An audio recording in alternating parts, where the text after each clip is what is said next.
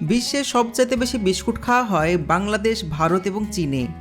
কিন্তু আশ্চর্যের বিষয় হলো বিশ্বের সবচাইতে বড় ওরিও প্রসেসিং এবং মেগা ফ্যাক্টরিগুলো রয়েছে আমেরিকা বা মেক্সিকোর মতন দেশগুলোতে।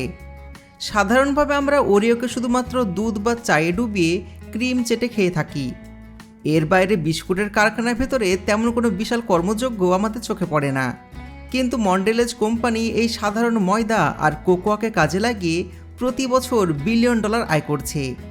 এই মেগা ফ্যাক্টরিগুলোতে এমন সমস্ত প্রসেসিং লাইন রয়েছে যেখানে প্রতিদিন ট্রাকের পর ট্রাক গম, চিনি আর কোকোয়া ঢোকে, আর সেখান থেকে বের হয় এমন সমস্ত সুস্বাদু স্যান্ডউইচ বিস্কুট যেগুলো থেকে কেউ কল্পনা করতে পারবে না যে এগুলোর মূল উপাদান ছিল খেতে সাধারণ গম আর তিতকুটে কোকোয়া বিনস। তো চলুন বন্ধুরা, আমরা ফ্যাক্টরিতে যাই এবং দেখে আসি এই বিশাল কর্মযজ্ঞ আসলে কিভাবে সম্পন্ন হয়। কাঁচামাল সংগ্রহ ও প্রাথমিক ধাপ। এই পুরো প্রক্রিয়া শুরু হয় গমের ক্ষেত এবং কোকোয়া বাগান থেকে। সাধারণত বাড়িতে আমরা প্যাকেট থেকে ময়দা ঢেলে খাবার বানাই। আগে গম বা কোকোয়া কাটার পর সেগুলো বস্তায় ভরে সাধারণ মিলে ফেলে রাখা হতো, কিন্তু ওরিও মেগা ফ্যাক্টরির ক্ষেত্রে এই চিত্রটা একেবারেই আলাদা। ফসল ওঠার পর কৃষকরা সেরা গমের দানা এবং কোকাগুলোকে আলাদা করে রাখেন। অনেক জায়গায় এখন ফ্যাক্টরিদের সাথে কৃষকদের বা বড় মিলের সরাসরি চুক্তি থাকে। স্থানীয় এজেন্ট বা কোম্পানির লোকজন এই কাঁচামালগুলো তাদের কাছ থেকে কিনে নিয়ে আসেন। এরপর একসাথে অনেকগুলো বিশাল ট্যাঙ্কার বা মালবাহী গাড়ি ভর্তি করে সেগুলোকে ফ্যাক্টরিতে পাঠানো হয়। ফ্যাক্টরিতে একটার পর একটা করে গমের দানা বা কোকোয়া বিনস ভালো করে ধোয়া এবং পরিষ্কার করা হয়। দানার গায়ে লেগে থাকা মাটি, ধুলো, পোকামাকড় আর জমির রাসায়নিক পুরোপুরি ফিল্টার করে ধুয়ে ফেলা হয়।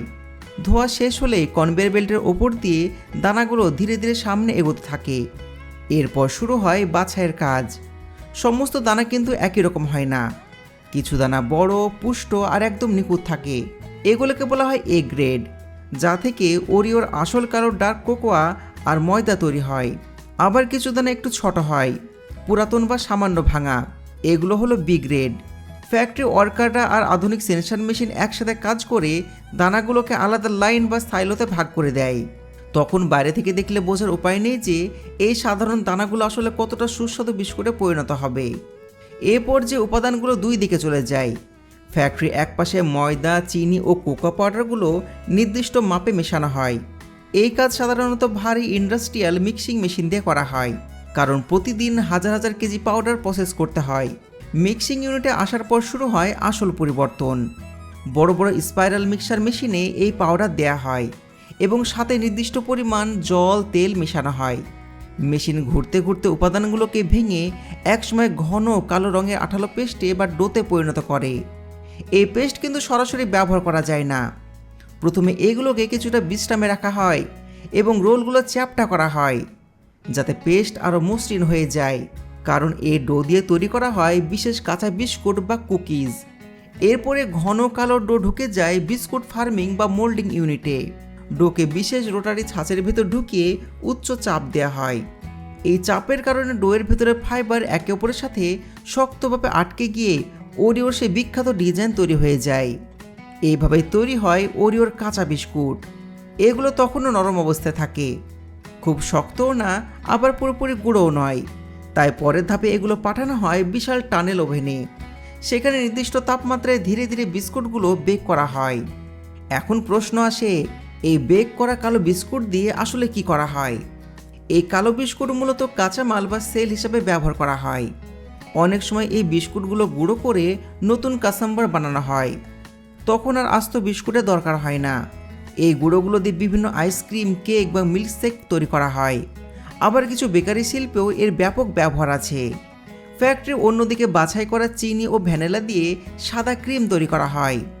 বড় মিক্সার মেশিন দিয়ে ক্রিমগুলোকে একদম নিখুঁতভাবে ফেটিয়ে নেওয়া হয়। কিন্তু কাজ এখানে শেষ নয়। বেক করা বিস্কুটগুলো স্বাভাবিকভাবে ওভেন থেকে বের হওয়ার পর একটু নরম বা অতিরিক্ত গরম থাকে। তাই অনেক ফ্যাক্টরিতে বিস্কুটগুলোর ওপর ঠান্ডা বাতাস বা কুলিং ফ্যান দেওয়া হয়। এতে বিস্কুটের ভেতরে তাপমাত্রা বেরিয়ে যায়, ফাইবার ক্রিস্পি বা মুচমুচে হয়ে যায়, আর পরের ধাপের কাজ করা অনেক সহজ হয়ে যায়। ঠান্ডা করা বিস্কুটগুলো এরপর পাম্পিং বা স্যান্ডউইচ মেশিনে পাঠানো হয়। এখানে আগে থেকে অটোমেটিক নজেল বসানো থাকে। একটি লাইনে বিস্কুটের উল্টো পিঠ রাখা হয়। তারপর ওপর থেকে মেশিন নির্দিষ্ট পরিমাণে সাদা ক্রিম ঢেলে দেয়। এরপর আরেকটি লাইন থেকে আরেকটি বিস্কুট এনে ওর উপর বসানো হয়। এই সময় মেশিন একসাথে প্রচণ্ড গতিতে হালকা চাপ প্রয়োগ করে। এই চাপে ক্রিমের কারণে বিস্কুটের দুই অংশ একে অপরের সাথে শক্তভাবে আটকে যায়। বিস্কুট তখন তার আলাদা অবস্থান ছেড়ে ধীরে ধীরে একটা সম্পূর্ণ স্যান্ডউইচ ওরিওর আকার নিতে শুরু করে। কয়েক সেকেন্ডের মধ্যেই হাজার হাজার ওরিও বিস্কুট তৈরি হয়ে যায়। কোয়ালিটি চেকিং ও প্যাকেজিং।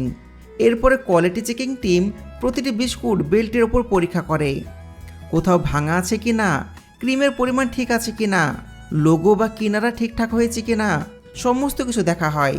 যে সমস্ত বিস্কুটের সমস্যা থাকে সেগুলো অটোমেটিক এয়ারগান দিয়ে আলাদা করা হয় এবং পরে আবার রিসাইকেল লাইনে পাঠানো হয়। সব কিছু ঠিকঠাক থাকলে বিস্কুটগুলো পরিষ্কার লাইনে চলে যায়। এরপর নির্দিষ্ট সংখ্যায় বিস্কুট গোনা হয়, প্লাস্টিকের ট্রেতে বান্ডিল করা হয় এবং সেই বিখ্যাত নীল মোড়কে প্যাকেটজাত করা হয়। এরপর এই প্যাকেটগুলো বড় বড় কার্টুনে ভরে গুদাম করে রাখা হয় অথবা সরাসরি সুপার মার্কেটে পাঠানো হয়, মুদির দোকানে আর এক্সপোর্টের জন্য পাঠিয়ে দেওয়া হয়। তো বন্ধুরা, আশা করি আজকের ভিডিও আপনাদের অনেক ভালো লেগেছে। যদি আজকের ভিডিও ভালো লেগে থাকে ভিডিওতে লাইক করবেন, চ্যানেলকে সাবস্ক্রাইব করবেন আর এইরকমই মজাদার এবং নিত্য নতুন ভিডিও দেখার জন্য আমাদেরকে ফলো করুন। দেখা হচ্ছে পরবর্তী ভিডিওতে। ধন্যবাদ।